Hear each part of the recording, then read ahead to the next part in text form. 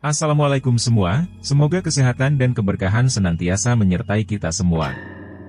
Pada kesempatan kali ini, saya akan mempersembahkan sebuah cerita yang ditulis oleh Laila berjudul, Susuk Teratai Putih Part Akhir, Pertarungan. Sebelum kita memulai cerita tersebut, alangkah baiknya untuk memberikan dukungan dengan cara like, komen, dan subscribe. Dukungan dari kalian sangat berarti bagiku dan akan menjadi motivasi bagi saya untuk terus membawakan cerita-cerita yang menarik lainnya. Dan jangan lupa mampir di Karya Karsa Laila, untuk cerita-cerita horor yang lebih seru lainnya. Untuk yang belum menonton video part sebelumnya, link video sudah Mimin taruh di deskripsi. Oke, tanpa berlama-lama lagi, mari kita mulai ceritanya. Seorang perempuan dengan selendang hitam di wajahnya berdiri di mulut gua. Kilau yang emosi melompati tubuh Permana yang pingsan. Dalam sekali lompatan Kilau berada tepat di hadapan perempuan itu dan berusaha melepas selendangnya. Dengan sigap si perempuan menangkis serangan Kilau, lalu berlari ke pinggir pantai. Kilau mengejarnya.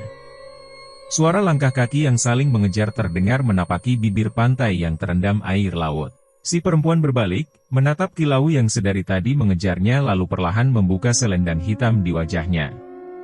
Mutik! Nyai Mutik tersenyum, sementara itu Kilau meludah. Cih, nenek peot. Aku tak butuh sukmamu. Mana Sumirah? Jangan ganggu dia Lau. Kau yang jangan ganggu aku wanita tua. Sudah waktunya kau kembali kepada Gusti Kanjeng Ratu Lintang Petak Lau. Waktumu sudah habis. Jangan melawan, ikutlah dengan tenang. Kilau meludah ke arah Nyai Mutik, ludahnya yang meleset terjatuh di atas pasir. Pasirnya terlihat mengepulkan asap seolah terbakar. Aku sudah tidak ada hubungan apapun dengan ratumu itu Mutik. Aku sekarang sudah jauh lebih kuat dibandingkan 100 tahun yang lalu Mutik. Saat terakhir kali kita beradu ilmu, kau masih menggunakan kekuatan dari Rawa Ireng Lau. Itu bukti jika kau masih terikat dengan Kanjeng Ratu. Sudah kubilang jangan ganggu aku. Aku harus mendapatkan Sukma Sumirah, karena aku telah dibayar mahal oleh Permana. Pergi kau dari. Jangan ikut campur urusan dua anak manusia itu Lau. Lebih baik sekarang kau pulang, kembali ke pangkuan Kanjeng Ratu, atau aku harus memaksamu dengan kekerasan. Maksudmu apa Mutik? Akan aku hancurkan wadah tuamu itu Lau. Agar sukmamu kembali kepada Kanjeng Ratu Lintang Petak ibundamu. Kilau menatap tajam Nyai Mutik dari ujung kepala hingga ujung kaki. Dahi dukun tua itu berkerut melihat penampilan Nyai Mutik yang sama sekali tak berubah. Kenapa kamu bisa keluar dari Rawa Ireng dengan wadahmu itu Mutik? Harusnya kau menua karena kau tak mau mengganti wadahmu itu. Sudah ku bilang Lau. Aku diperintahkan oleh Kanjeng Ratu untuk menjemputmu, walau harus membunuh wadah tua MU itu. Jadi aku tidak akan menua walau telah melanggar pantangan. Laknat kau Mutik. Akan kubunuh kau. Kilau berlari dengan cepat, kemudian mencekik leher Nyai Mutik. Nyai Mutik tersenyum lalu mencekal pergelangan tangan Kilau si lehernya, dan dengan satu gerakan membanting tubuh Kilau dan melemparkannya ke batu karang. Sialan kau Mutik. Kilau muntah darah sambil memegangi dadanya yang sakit karena dihantam oleh sang Nyai. Aku peringatkan sekali lagi. Pulanglah dengan Lau. Ikutlah bersamaku dengan tenang, sang ratu menunggumu. Atau terpaksa aku harus menghancurkan wadah tua milikmu itu. Ora sudi. Tidak sudi. Jangan harap aku akan menuruti perintahmu Mutik. Akan kutunjukkan kekuatanku yang sesungguhnya. Kekuatan yang kudapatkan tanpa bantuan dari Rawa Ireng. Kilau membentangkan tangannya ke atas sambil berteriak. Langit yang biru tiba-tiba diselimuti mendung gelap dan suara guntur. Kilau menatap tajam Nyai Mutik dengan mata ularnya. Aku tahu kelemahanmu Mutik. Jangan pikir aku bodoh. Nyai Mutik mundur selangkah mendengar perkataan Kilau. Rambut panjangnya berkibar ditiup angin kencang. Tangan Kilau yang membentang ke atas terlihat memegang sebuah benda yang turun dari langit hitam. Itu. Nyai Mutik terpekik melihat benda yang dipegang oleh keturunan ratunya itu. Benda itu adalah tusuk konde emas milik Kanjeng Ratu Lintang Petak, tusuk konde yang mampu menebas segala jenis sukma. Baik itu sukma manusia bahkan jin sekalipun tak mungkin bisa melawan kekuatan tusuk konde emas yang pangkalnya berbentuk kepala ular tersebut. Hentikan kelakuan bodohmu itu, Lawu. Kau tidak akan mampu menggunakan pusaka ibundamu. Kekuatan tusuk konde emas terlalu besar untuk kau kendalikan, cepat hentikan. Berisik. Bilang saja jika kau takut aku kalahkan. Bersiaplah menua mutik. Pertempuran tidak terelakkan lagi.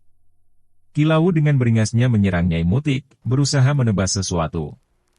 Nyai Mutik terlihat mulai kewalahan menangkis serangan Ki Lawu yang membabi buta. Nyai Mutik tersungkur di pasir dan batuk darah saat salah satu serangan Ki Lawu berhasil mendarat di dadanya. Kekuatan Ki Lawu 100 kali lipat lebih kuat setelah memegang pusaka tusuk konde emas milik Kanjeng Ratu Lintang Petak.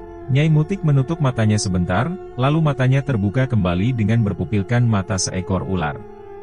Nyai Mutik mendesis. Lidah bercabangnya terjulur keluar masuk mulutnya. Perlahan tubuh Nyai Mutik berubah menjadi seekor ular raksasa berwarna hitam dengan belang-belang warna emas. Mulut ular welang raksasa jelmaan Nyai Mutik membuka mulutnya lebar. Bersiap menyerang Ki Lawu. Jadi kau berubah menjadi ular welang Mutik. Aku tidak takut. Kau tidak bisa berubah menjadi wujud ularmu karena kau telah mencampur ilmu rawa ireng dengan ilmu segara nyawa Lawu. Ayo kita hentikan saja pertarungan ini, lalu ikutlah denganku ke rawa ireng. Jangan harap Mutik. Jangan kau pernah remehkan aku. Ki Lawu terbang ke angkasa berusaha menusuk kepala ular jelmaan Nyai Mutik. Pertarungan sengit terjadi, ditonton oleh sang bayu yang bertiup berputar-putar sebagai angin puyuh di tengah samudera dan disambut oleh sang guntur yang menggelegar. Nyai Mutik pun tumbang dan kembali menjadi wujud manusianya. Ki Lawu menarik paksa rambut panjang Nyai Mutik. Dalam satu tebasan, Ki Lawu memotong rambut panjang Nyai Mutik menggunakan tusuk konde emas. Nyai Mutik menjerit kesakitan, tubuhnya mengeluarkan asap. Mati kau Mutik! Ki Lawu mengangkat tangannya hendak menancapkan tusuk konde emasnya di kepala Nyai Mutik yang telah tidak berdaya. Ki Lawu melotot tajam saat tangannya yang sudah di atas kepala Nyai Mutik dipegang erat dan ditahan oleh seseorang yang tak dikenalnya. Siapa kau? Jangan ganggu aku. Nyai Mutik yang tertunduk kemudian mendongakkan kepalanya. Dirinya hendak melihat siapa lelaki yang disebut Ki Lawu. Lelaki itu menolehkan wajahnya menatap Nyai Mutik. Mata Nyai Mutik terbuka lebar. Kau! Beralih ke sudut pandang Gendis. Pintu kamar Gendis terbuka. Gendis kaget melihat siapa yang telah masuk ke dalam kamarnya. Kamu! Pak Ijo tersenyum, perlahan menemui Gendis. Memberinya segelas teh hangat. Juragan sedang pergi Den Ayu. Minumlah teh hangat ini dulu. Lalu saya akan membantu Den Ayu pergi dari sini. Dengan tangan gemetar Gendis meminum teh pemberian Pak Ijo. Sementara itu Pak Ijo membuka pasungan kakinya. Pergilah ke Batavia Den Ayu. Sebelum Juragan Permana kembali. Jika Den Ayu tetap di sini maka Den Ayu akan tersiksa seperti. Pak Ijo tak melanjutkan perkataannya. Membuat Gendis penasaran siapa yang dimaksud oleh Pak Ijo. Seperti siapa Pak Ijo? Seperti Den Ayu terdahulu, Den Ayu Sumirah. Gendis kaget, karena Pak Ijo mengetahui rahasia kematian Sumirah. Sekarang Den Ayu Gendis selamat karena Juragan Permana masih sayang dengan Den Ayu. Namun saat Juragan sudah bosan dan menemukan perempuan yang lebih menarik, maka nasib Den Ayu Gendis tak akan berbeda dengan nasib Den Ayu Sumirah. Jadi, lebih baik sekarang Den Ayu pergi dari sini, sebelum terlambat. Tapi aku tidak tahu arah Batavia Jo. Tidak tahu di mana rumah Mener John. Lagi pula kamu adalah kaki tangan Kang Mas Permana. Apa mungkin kamu membantuku untuk kabur? Gendis sangsi dengan niat Pak Ijo membantunya. Perempuan itu takut jika Pak Ijo hanya berbohong. Jangan khawatir Den Ayu. Saya tidak berbohong. Sebagai bukti ketulusan saya membantu Den Ayu, maka pergilah Den Ayu dengan Tumini, istri saya ke batas desa. Di sana, anak buah Mener John yang akan membawa ke Batavia sudah menunggu Den Ayu. Tapi Jo. Gendis masih ragu kenapa Pak Ijo membantunya, sementara dirinya adalah kaki kanan Permana. Pergilah Den Ayu. Istri saya sudah mempersiapkan segalanya. Ternyata Tumini memang benar telah siap dengan membawa buntalan berisi perlengkapan dirinya dan Gendis. Ayo Den Ayu, kita pergi sekarang. Tumini menarik paksa tangan Gendis agar berdiri dan mengikutinya. Hati-hati Dek. Nggih Mas. Saya pergi dulu dengan Den Ayu. Tumini mencium punggung tangan suaminya Pak Ijo, lalu pergi dengan Gendis. Kita akan pergi kemana Tumini? Tumini terus berjalan tak menjawab pertanyaan Gendis, menggandeng erat tangan Den Ayunya.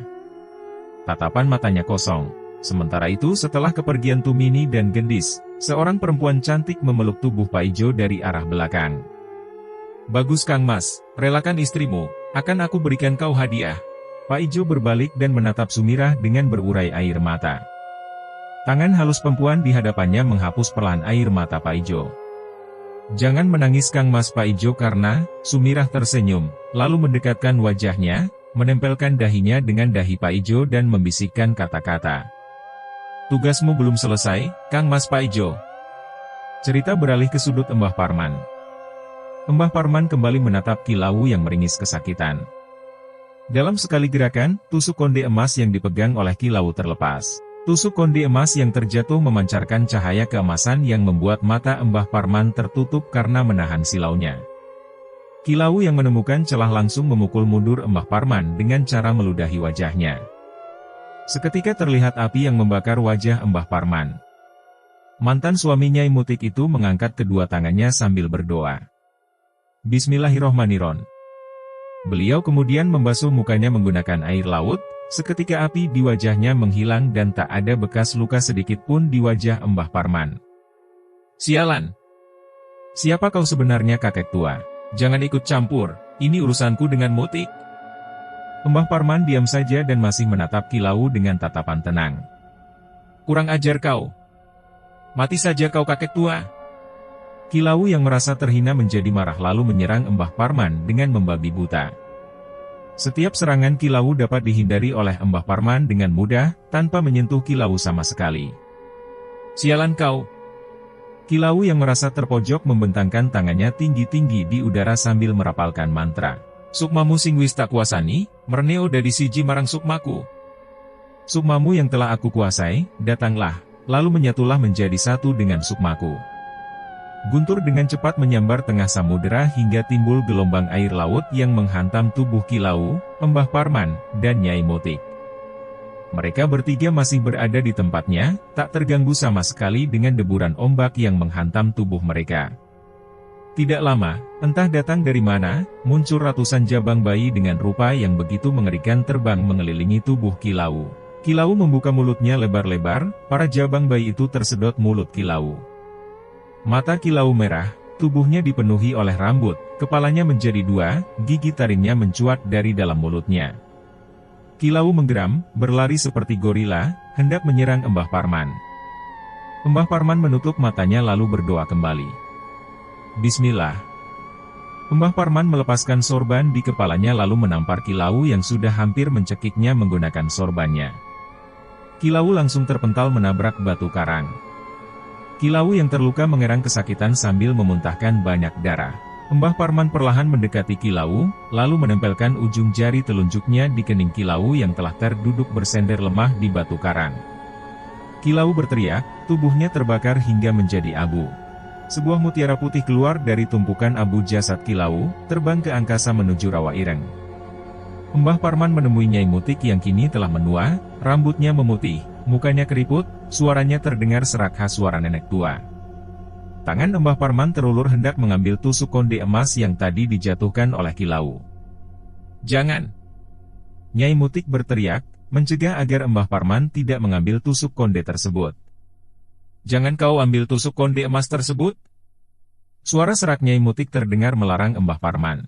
Embah Parman pun urung, lalu berdiri kembali dan mundur beberapa langkah dari tempat tusuk konde emas itu terjatuh. Martini.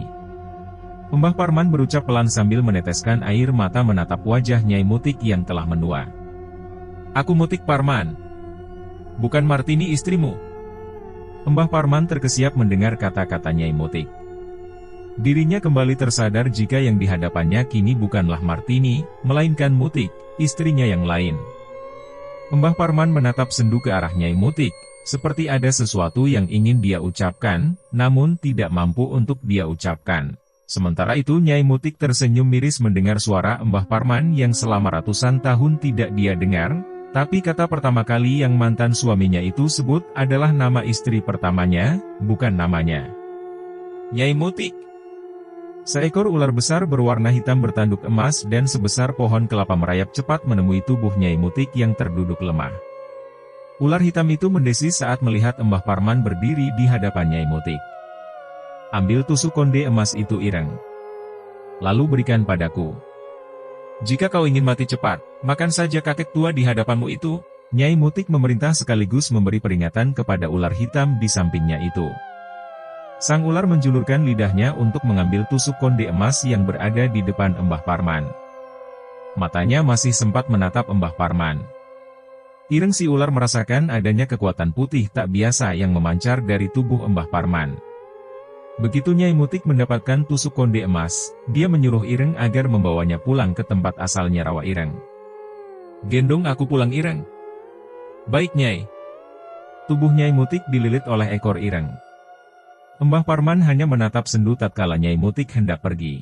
Nyai Mutik pergi dengan bibir bergetar menahan tangis, bahkan sampai detik terakhir, lelaki yang sangat dicintainya itu sama sekali tidak menyebut namanya.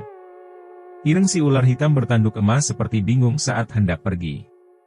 Dua orang yang kini berbeda alam itu saling beradu pandang, hingga akhirnya suara serak Nyai Mutik memerintahkan agar si Ireng bergerak. Ayo kita pulang Ireng. Gih Nyai. Saat Nyai Mutik memunggungi Mbah Parman dan si Ireng mulai bergerak, terdengar suara lirih penuh penyesalan Mbah Parman. Maafkan aku Mutik. Jangan menyesal Parman, seperti perkataanmu dulu saat menceraikanku, iblis dan manusia tidak akan pernah bisa menyatu. Ireng berhenti bergerak, menatap mata Nyai Mutik yang telah basah oleh air mata. Nyai Mutik menganggukkan kepala memberi isyarat, si ular hitam pun bergerak kembali. Mbah Parman memakai kembali sorbannya dan membalik badan, lalu perlahan melangkah meninggalkan Nyai Mutik yang telah terlebih dahulu menjauh. Kedua makhluk yang pernah menyatu itu kini sama-sama meneteskan air mata. Permana kembali ke desa Kalimas saat dirinya tak lagi bisa menemui Kilau. Dirinya menelusuri gua tempat Kilau bersemedi, namun tidak dia temui tanda-tanda kehidupan di dalamnya. Permana menyentuh salah satu lubang hidungnya yang meneteskan darah. Ah, sialan! Permana menutup lubang hidungnya menggunakan kain dari bajunya yang bagian bawahnya dia robek paksa. Entah kenapa dirinya tidak bisa mengingat apapun. Saat tersadar, dirinya sedang berada di dalam gua yang berisi sesajen, dupa, dan kembang yang berantakan. Tapi tidak ada satupun ingatan yang tertinggal di kepalanya. Permana dengan kepala yang pusing terus memaksakan kakinya untuk melangkah pulang ke rumahnya. Saat ini dirinya telah sampai di desa Kalimas, dirinya berhenti di pemakaman desa lalu teringat dengan cerita Paijo tentang Mbah Parman yang katanya sakti. Permana mempercepat langkah kakinya menuju gubuk tua tempat penjaga makam tinggal. Gubuk tua yang memang dibangun oleh kepala desa, khusus bagi mereka yang bekerja sebagai penjaga makam. Kulo nuwun. Permisi. Permana mengetuk pintu rumah, tapi tak ada sahutan. Kulo nuwun. Permisi. Kembali Permana mengetuk pintu dengan lebih keras karena tak ada sahutan dari penghuni rumah. Tak lama setelahnya pintu terbuka, tampak lelaki seumuran Permana keluar dari dalam gubuk. Badrun? Kenapa kamu di sini? Di mana Mbah Parman? Mbah Parman? Pria yang dipanggil Badrun tampak kebingungan. Iya, Mbah Parman si penjaga makam. Badrun menggelengkan kepala pertanda tidak paham dengan perkataan Permana. Mbah Parman siapa juragan? Saya sudah jadi penjaga makam selama 2 tahun, dan tidak kenal siapa itu Mbah Parman. Jangan bohong kamu, cepat panggil Mbah Parman sekarang. Suara Permana meninggi karena merasa telah dipermainkan lalu keluarlah wanita seumuran Badrun, Siti, istrinya Badrun. Ngapunten juragan. Mbah Parman itu siapa? Saya asli orang sini tapi tidak tahu siapa itu Mbah Parman juragan. Permana melongo, bingung bercampur malu. Apa mungkin dirinya salah rumah? Biar nanti dirinya tanya Paijo saja. Ya sudah. Permana langsung pergi tanpa berpamitan kepada sepasang suami istri yang saling menatap karena bingung dengan tingkah Permana. Jo, Pai Jo. Gih Juragan. Tadi saya ke rumah Mbah Parman, tapi kenapa dia tidak ada? Saya malah ketemu dengan Badrun dan istrinya. Mbah Parman? Mbah Parman siapa Juragan? Hei, jangan main-main kamu sama saya Jo. Kamu sendiri yang cerita kalau Mbah Parman penjaga makam itu orang sakti. Tapi kenapa sekarang penjaga makamnya jadi si Badrun? Juragan sakit? Dari dulu penjaga makam memang si Badrun. Dia menggantikan ayahnya si penjaga makam sebelumnya karena meninggal. Tiba-tiba kepala Permana terasa sakit. Duduk dulu Juragan. Saya ambilkan minum dulu. Pak Ijo bergegas pergi ke dapur, membuatkan teh hangat untuk juragannya. Namun tiba-tiba sebuah tangan terulur di samping kepalanya. Genggaman tangannya terbuka memperlihatkan serbuk warna hijau. Pak Ijo mengambil sejumput serbuk hijau itu lalu mencampurkannya ke dalam teh. Diminum dulu tehnya Juragan. Permana tanpa rasa curiga langsung meminum teh pemberian Pak Ijo hingga habis. Krompiang. Gelas teh yang dipegang oleh Permana terjatuh lalu pecah. Permana tak sadarkan diri. Seorang perempuan memeluk Pak Ijo dari belakang dengan mesra. Bagus Kang Mas Pak Ijo. Nasib Tumini bagaimana Nyai? Selama kau melaksanakan semua perintahku, Tumini istrimu akan baik-baik saja Kang Mas Pak Ijo. Aku berjanji. Pak Ijo membalikan badannya lalu menatap mata ular Sumirah. Pak Ijo kembali terhipnotis dan melupakan istrinya. Apa kau mencintaiku Kang Mas? Iya Nyai. Saya sangat mencintaimu Nyai Sumirah. Pak Ijo mengangguk, Sumirah menyeringai lalu menatap ke arah Permana yang pingsan. Lakukan tugasmu selanjutnya Kang Mas. Gih Nyai. Beralih ke sudut pandang Permana. Wong Gemblung. Wong Gemblung. Wong Gemblung. Orang gila. Orang gila. Orang gila. Sekelompok anak kecil menimpuki seorang pria kumuh menggunakan batu kerikil. Pria dengan pakaian compang-camping. Rambut gimbalnya tercium bau tak sedap karena jarang mandi. Giginya terus menggigiti ujung kuku jemarinya yang hitam. Pria gila itu terus berjalan kemanapun dirinya mau tanpa alas kaki. Semua orang yang baru bertemu dengan orang gila ini tidak akan pernah menyangka jika dia dulunya adalah orang terkaya di kampung Kalimas. Tak ada lagi pakaian mewah, yang ada hanyalah pakaian compang-camping yang satu-satunya dia miliki. Aroma busuk menguar dari tubuhnya yang tak pernah mandi, ditambah lagi dengan kulit yang penuh koreng dan borok. Tak ada yang sudi untuk mendekatinya. Dia adalah Permana, lelaki sombong dan angkuh yang pernah menyia-nyiakan istrinya yang jelita yaitu Sumirah. Permana terus berjalan sambil menggigit kuku-kukunya yang hitam, kepala sambil miring kanan miring kiri menatap sekitar. Dia sudah menjalani kehidupan yang hina sekarang. Menjadi orang gila dan beraroma busuk yang membuat hidup setiap orang yang berpapasan dengannya akan mual. Sekelompok anak kecil itu terus mengikuti pria yang mereka teriaki gila itu. Bahkan menimpukinya dengan kerikil kecil. Sementara itu, sesekali pria gila yang diikuti gerombolan anak kecil itu berbicara tidak jelas, kadang berteriak, sering pula tiba-tiba tertawa. Bahkan dalam keadaan gila pun dirinya masih angkuh.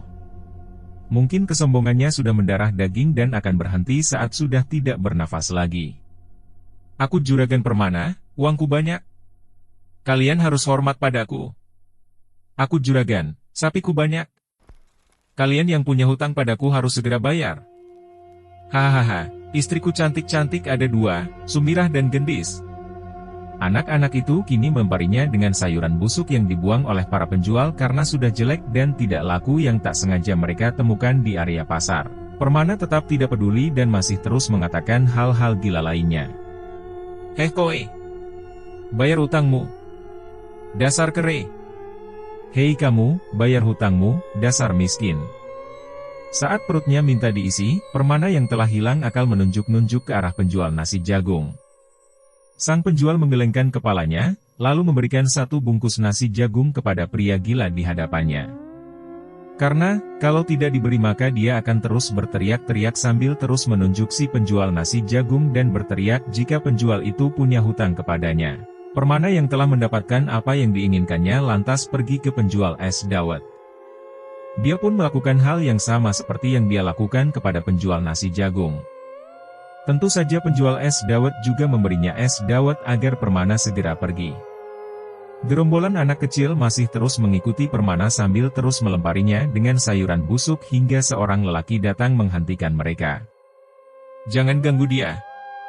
Anak-anak pun menyoraki pria yang telah mengusir mereka lalu meninggalkan Permana dan pria tersebut. Juragan, pria itu menangis saat mendapati Permana yang telah hilang akal dan menjalani nasib yang sangat tragis. Tapi sayangnya Permana gila sudah tidak mengingat lelaki yang kini menangis di hadapannya. "Maafkan saya juragan." Pria itu hanya mampu menatap sambil tergugu menahan isak tangis saat Permana yang melenggang pergi menjauh sambil mengoceh tidak jelas untuk pulang ke rumah biungnya yang dulu terbakar. Paijo sengaja mendirikan sebuah gubuk dari anyaman bambu untuk Permana agar dirinya tidak mengganggu warga karena tiba-tiba menggedor-gedor pintu rumah warga agar dirinya bisa tidur dan tidak kehujanan. Banyak warga yang tidak tahan dan juga punya dendam pribadi ingin menghajar Permana yang gila, bahkan ada yang ingin membakarnya hidup-hidup. Saat itu, sekembalinya dari tempat kilau Permana menjadi sakit-sakitan. "Aduh!" Permana yang sedang duduk di gazebo depan rumahnya memegangi kepalanya yang terasa sakit. "Jo, Paijo!" Permana berteriak memanggil orang kepercayaannya itu. "Jo, Paijo!" Paijo berlari tergopoh-gopoh mendekati Permana sambil membawakannya segelas teh hangat. "Minum dulu juragan." Permana yang memang haus langsung menyambar minuman pemberian Paijo. "Kepalaku sakit sekali Jo." Paijo menuntun Permana agar masuk ke kamarnya, lalu menidurkannya di ranjang. "Gendis mana Jo?" Permana mencekal tangan Paijo saat dia hendak meninggalkan kamar. "Gendis siapa juragan?" "Gendis istrikulah Jo." "Siapa lagi?" "Istri?" "Istri juragan bukan Gendis, tapi Sumirah juragan." "Jangan mengada-ngada kamu Jo." "Istriku Gendis." "Sumirah juga sudah mati." Paijo terdiam melihat juragannya terus mengoceh sambil memegangi kepalanya yang sepertinya terasa sangat sakit. Permana berteriak lalu kembali pingsan. Paijo menatapnya dengan tubuh gemetar, dirinya merasa bersalah, namun dirinya juga terpaksa melakukannya, demi keselamatan istrinya Tumini. "Maafkan saya juragan. Saya melakukan semua ini demi Tumini juragan." Paijo menangis, lagi-lagi tubuhnya dipeluk oleh seorang perempuan yang terus mengawasi gerak-geriknya. "Masih ada satu lagi tugasmu Kang Mas." "Lagi Nyai." Paijo lemas, dia pikir sudah bisa terbebas dari perempuan yang tengah memeluknya setelah memberikan obat kepada Permana. "Iya, satu lagi. Setelah itu kau boleh hidup tenang dengan Tumini. Kau harus menebus dosamu padaku karena memukul kepalaku dengan batu di pinggir kali waktu itu, serta diam saja saat anak buah Permana yang lain menodaiku Kang Mas." Paijo menunduk lagi lalu menangis. "Apalagi tugasku Nyai?" "Bunuh mereka semua yang telah menodaiku." "Tenang saja, aku akan membantumu, jadi tidak ada yang akan mencurigaimu." Sumirah tidak membunuh Paijo karena dia adalah satu-satunya yang tidak ikut menodainya di pinggir kali kala itu. Lagi pula Paijo orang yang tepat untuk dia manfaatkan agar bisa membalaskan dendamnya. "Semuanya Nyai." "Iya Kang Mas." "Bunuh semuanya." Esok harinya ditemukan 9 jenazah pria di pinggir hutan dengan keadaan tubuh penuh luka, seperti luka diserang binatang buas. Gegerlah warga Kalimas. Seperti yang dikatakan oleh Sumirah, tidak ada satupun yang mencurigai Paijo sebagai pelakunya. Para warga berpikir kalau jenazah tersebut mati karena diserang binatang buas.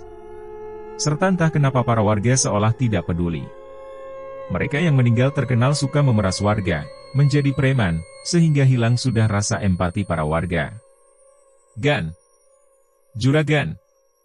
Paijo memanggil juragannya yang entah pergi kemana. Paijo sangat khawatir, apalagi juragannya itu sedang sakit parah dan linglung. "Juragan!" Paijo kembali memanggil juragannya, ternyata yang dicari tengah melamun di gazebo rumahnya. Tatapan mata Permana kosong melompong, tak ada kehidupan sama sekali di dalamnya. "Juragan ayo sarapan dulu." "Kamu siapa?" "Saya Paijo juragan, anak buahmu." "Paijo? Anak buahku?" "Gih juragan." Permana mengangguk seperti anak kecil mendengar penjelasan Paijo. Kalau aku siapa? Nama juragan adalah Permana. Permana semakin hari semakin linglung berkat serbuk hijau yang rutin dicampurkan oleh Paijo di minuman Permana. Setiap kali Permana memakan dan meminum makanan dan minuman buatan Paijo, kepalanya terasa sakit. Memori dan kesadarannya hilang secara perlahan, Permana menjadi linglung. Permana kembali memegang kepalanya dan pingsan. Paijo mundur selangkah karena takut. Kini hidung Permana mengeluarkan darah. Bawa dia masuk, Kang Mas. Paijo mendengar bisikan lembut seorang perempuan di telinganya, lalu dengan sigap membopong tubuh majikannya ke dalam rumah. Apa juragan akan mati, Nyai? Tidak, dia tidak akan mati, Kang Mas. Paijo menghela nafas lega karena juragannya tidak akan mati. Dia terlalu enak jika langsung mati. Setelah ini dia akan merasakan hinanya di dunia, Juragan Paijo. Penjual es dawet menepuk pundak Paijo, membuatnya tersadar akan lamunannya. Paijo tersenyum ramah. Terima kasih juragan, karena telah melunaskan semua hutang kami kepada Permana. Kalau Permana kesini dan meminta makan kepada kami, akan kami beri makanan. Itu tidak seberapa dengan banyaknya hutang kami. Paijo tersenyum, lalu menepuk pelan pundak penjual es dawet tersebut. Dirinya berpamitan dengan melambaikan tangannya dan perlahan melangkah menjauhi pasar. Tumini, Kang Mas kangen. Kapan kita bisa bertemu dan berkumpul kembali? Paijo berjalan sambil memegang dadanya, rasa rindu kepada sang istri begitu besar. Nanti, setelah kau memberiku 25 keturunan, Kang Mas Paijo. Sebelum 25 keturunan bersemi di rahimku, jangan harap aku akan melepaskanmu. Sekarang nikmati saja semua kekayaan yang kuberikan kepadamu. Paijo tersentak saat Sumirah yang kini menjadi istrinya itu tiba-tiba sudah berada di sampingnya dengan senyuman yang mengerikan. Apanya akan menepati janji? Tentu saja Kang Mas Paijo. Aku tak pernah ingkar janji. Paijo terdiam, Sumirah memeluk Paijo sambil membisikkan kata-kata yang selalu diulang setiap saat. Jika kau menuruti semua keinginanku, maka kau akan bertemu lagi dengan Tumini, Kang Mas Paijo. Paijo mengangguk pasrah, sementara itu Sumirah tersenyum mengerikan. Tamat. Akhirnya kita sampai di ujung cerita, Susuk Teratai Putih. Untuk semua part video sebelumnya, sudah Mimin taruh di deskripsi. Dan kalau tidak ada halangan, sesegera mungkin Mimin akan lanjut untuk upload cerita Susuk Teratai Putih volume 2. Jangan lupa untuk like dan bagikan cerita ini kepada teman-teman dan saudara kalian, supaya channel ini terus berkembang.